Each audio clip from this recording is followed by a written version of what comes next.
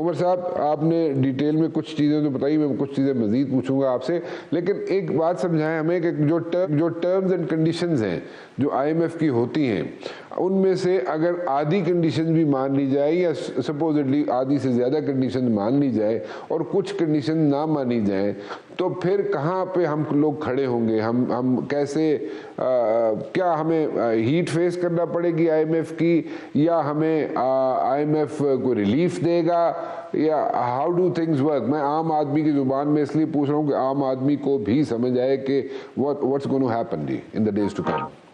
مولانا صاحب, سب سے پہلی چیز یہ ہے کہ آئی ایم ایف تو لوگ بھول جائیں گے, لوگ جوتوں کا ہار لے کے اس امپورٹڈ حکومت کا خیر مقدم کر رہے ہوں گے, ان کو اس طرح کی ڈیلنگ ہو رہی ہوگی. اس کی بنیادی وجہ میں آپ کو وہی بتا دیتا ہوں. آئی ایم ایف کی کنڈیشن یہ ہے کہ آپ نے اپنا بجٹ کا خسارہ جو ہے وہ کم کرنا ہوتا ہے.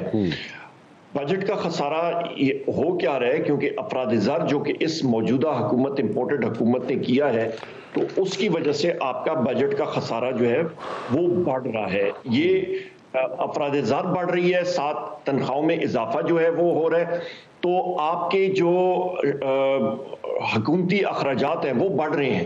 جس وقت حکومتی اخراجات بڑھیں گے تو آپ کا بجٹ کا خسارہ بھی بڑھے گا. اچھا, اس کے لیے وہ کہیں گے کہ جی آپ یہ چیزیں کم کریں. ابھی ملازم پیشہ سفید پوش آدمی جو ہے, اس نے اپنے بیوی بچوں کا پیٹ بھی پالنا ہے, اس کا تنخواہ دار آدمی ہوتا ہے, وہ کہاں سے گزارا کرے گا؟ وہ تو سراپا احتجاج ہوگا سب سے زیادہ. جب وہ سراپا احتجاج ہوگا تو گورنمنٹ جو ہے وہ اپنے اخراجات کم نہیں کر پائے گی, کم نہیں کرنی پائے گی, تو وہ خسارہ آپ کا مزید بڑھے گا. اس کے ساتھ ساتھ پھر آئی ایم ایف یہ بھی کنڈیشن لگا رہا ہے کہ آرمڈ فورسز کا, مسلح افواج کا جو پینشن کا بجٹ ہے, پیمنٹس ہیں, وہ جنرل مشرف صاحب کے ٹائم پہ, آپ کو معلوم ہے, آپ خود نیشنل سیکیورٹی کے اسٹوڈنٹ رہ چکے ہیں, آپ نے ماسٹرز کیا اس میں, تو وہ اٹھا کے سویلین بجٹ سے وہ کہتے ہیں جی کہ آپ آرم فورسز کے بجٹ میں ڈالیں. آرم فورسز کے بجٹ میں ہمارے جو مختلف سٹیٹس ہیں, مطلب بین الاقوامی دنیا کے لوگ جو پاکستان کو اچھی نظر سے نہیں دیکھتے ہیں یا سکویز کرنا چاہتے ہیں, تو وہ ملٹری سپینڈنگ پہ مزید کتکن لگائیں گے. جس وقت وہ ملٹری سپینڈنگ پہ کتکن لگائیں گے تو وہاں پہ بھی آپ کے اخراجات, آپ کی تنخواہوں پہ سب سے پہلے چھری وہیں پہ پھیرے گی, وہاں پہ بھی بہت ریزسٹنس آئے گی. اس کے بعد آپ آ جائیں جناب والا, آپ کا بجلی میں, گیس میں, آپ کا ویٹ میں جو یہ سبسڈیز ہیں, وہ کہہ رہے ہیں یہ ختم کریں. یہ آپ مطلب آپ ہم سے پیسہ بین الاقوامی ادارے سے لے رہے ہیں, آئی ایم ایف سے لے رہے ہیں, اور یہ سبسڈیز بھی آپ دی جا رہے ہیں, یہ خود سبسڈیز ڈھال جو ہے وہ ختم ہو جائے گی.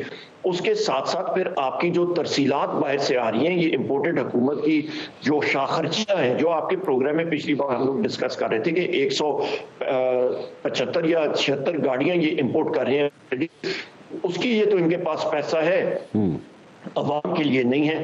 اپنی مطلب پوری انہوں نے ایک پوری ڈویژن جو ہے وہ وزیروں کی بنائی ہوئی ہے, اس کے اوپر جو ہے وہ اخراجات آ رہے ہیں. انہوں نے مطلب وہاں پہ کفایت شاری کرنے کے لیے ایک پوری کمیٹی بنا دی ہے 14 لوگوں کی. وہ کمیٹی جب بیٹھتی ہوگی اس پہ کتنا خرچہ آتا ہوگا, تو دنیا تو پاگل نہیں ہے نا رانا صاحب, وہ ساری یہ چیزیں دیکھتی ہے, تو وہ ان پہ پریشر ڈالے گی اور یہ میٹ نہیں کر پائیں گے. جب ان شرائط کو یہ میٹ نہیں کر پائیں گے تو آپ دیکھیں گے کہ یہ لوگ جو ہے وہ سڑکوں پہ نکل آئیں گے. کاروبار بند ہو چکا ہے, آپ کی انڈسٹری بند ہو چکی ہے, آپ کی جو بے روزگاری ہے وہ عروج پہ بھی پہنچ رہی ہے. تو یہ وہ ساری کی ساری چیزیں ہیں جس کا بہت بڑا ایلیمنٹ ہے. آپ سیالکوٹ چلے جائیں, آپ فیصل آباد چلے جائیں, جہاں پہ پاکستان تحریک انصاف کے دور میں لیبر شارٹیج آنی شروع ہو گئی تھی, لوگ اتنی روزگار تھا, وہ انڈسٹریز بند ہو گئی ہیں, لوگ در بدر پھر رہے ہیں. یہ وہ حالات ہیں جس میں ہم لوگ آپریٹ کر رہے ہوں گے, اور یہ کوئی ایک سال کی بات نہیں ہے, یہ ہفتوں اور مہینوں کی بات میں کر رہا ہوں. اور اس کے اوپر سونے پہ سہاگا, جب گرمیاں ہوں گی, آپ کی بجلی نہیں ہوگی, آپ کے پاس پانی کے ایشوز ہوں گے, شہروں میں بہت برا حال ہونے والا ہے. اچھا چلیں, یہ تو چلیں آپ نے ایک سینیریو بتا دیا آئندہ آنے والے دنوں میں کیا ہوگا, اور آئی ایم ایف کی ساری شرائط اگر نہیں مانی جائیں گی تو پھر سچویشن کیا ہوگی. ناؤ ان سب چیزوں سے اب اس کے علاوہ مجھے بتائیے گا کہ الیکشن کے علاوہ کیا حل ہے اس کا. آپ مجھے یہ بتائیں کہ ان سب چیزوں سے, ان سب چیزوں کو اس سے بچنے کے لیے, ان سب چیزوں سے اوائڈ کرنے کے لیے ساری سچویشن کو کیا کیا جا سکتا ہے, واٹ کین بی ڈن؟ جی سب سے پہلی چیز یہ ہے کہ آپ الیکشن کرائیں، فری اینڈ فیئر الیکشن کرائیں، اور جو حکومت آتی ہے ایکس وائی زیڈ، جو حکومت جس کو عوام مینڈیٹ کرتی ہے وہ ڈیسیجن لے۔ اس وقت یہ ساری چیزیں اس لیے ہو رہی ہیں کیونکہ ملک میں انسٹیبلٹی ہے، افراتفری کا عالم ہے، تو اس کیس میں کوئی شخص بھی انویسٹمنٹ کرنے کے لیے تیار نہیں ہے۔ انڈسٹریز جو ہے وہ انویسٹمنٹ کرنے کے لیے تیار نہیں ہے، باہر کے ممالک انویسٹمنٹ کرنے کے لیے تیار نہیں ہے۔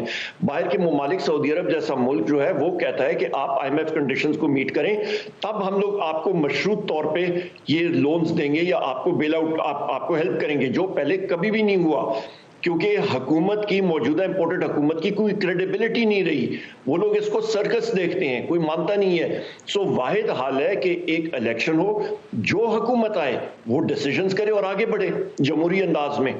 اچھا دیکھیں، ایک حکومت اگر بات کی جائے، جو بھی حکومت آئے، پہلے تو بات یہ الیکشنز پہ بات کر لیتے ہیں۔ الیکشنز کا جو خرچہ ہے، وہ خرچہ اس وقت حکومت برداشت کر سکتی ہے؟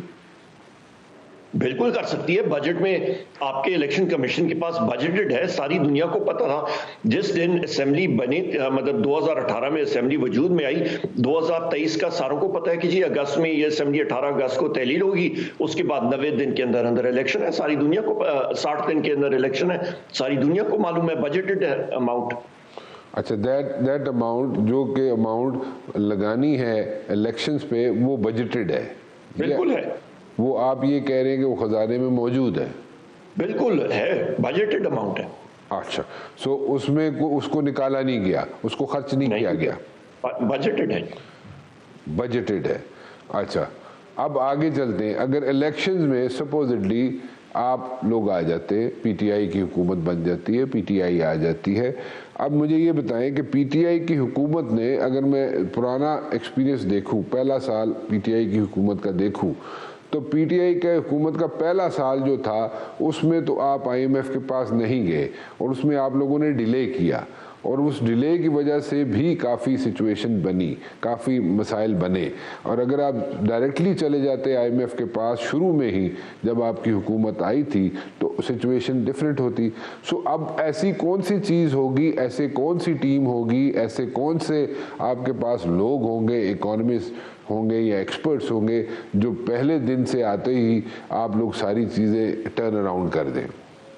آلریڈی ہماری ٹیم ہے، ایکسپرٹس بھی ہیں، اور شوکت ترین صاحب کی سربراہی میں انہوں نے کام تقریباً کر بھی ان کے پاس ہو چکا ہے، اور ہمیں معلوم ہے ہم نے کیا کرنا ہے، اور وہ کیا کرنا ہے وہ تو میں آن ایئر کہیں پہ نہیں کر سکتا۔ وہ کہتے ہیں نا، بلی درخت پہ چڑھنا کیوں سکھائے، وہ تو ہماری اپنی ٹیم انشاءاللہ پریزنٹ کرے گی اور خود اس کو امپلیمنٹ کرے گی۔ تو وہ ساری کی ساری چیزیں ہیں، وہ اسی طرح ہی ہیں کہ 2018 میں جو معیشت کا حال تھا، وہ جب حکومت ہمارے پاس آئی تھی تو مجھے یاد ہے کہ ہم لوگ بنی گالا میں بیٹھے تھے، میں یہ قصہ آپ کو دہرا چکا ہوں کہ اسد عمر صاحب وزیر خزانہ تھے، انہوں نے جب پریزنٹ کیا، در حقیقت ہمارے پاس ریزروز اس وقت نیگیٹو تھے مسلم لیگ نون کے دور کے دیے ہوئے، وہاں سے ہم نے اکانومی کو اٹھایا، کووڈ آیا، سب کچھ ہوا، اس کے باوجود جس وقت حکومت، ہم نے یہ ووٹ آف نو کانفیڈنس ہوا، اور اس کے بعد اکنامک سروے چھاپا گیا تو 6% گروتھ ریٹ دکھائی تھی پاکستان تحریک انصاف نے ان حالات میں، اور یہ تو ساری دنیا اس چیز کا اعتراف کرتی ہے۔ انڈسٹری بوم کر رہی تھی، سارے سیکٹرز بوم کر رہے تھے۔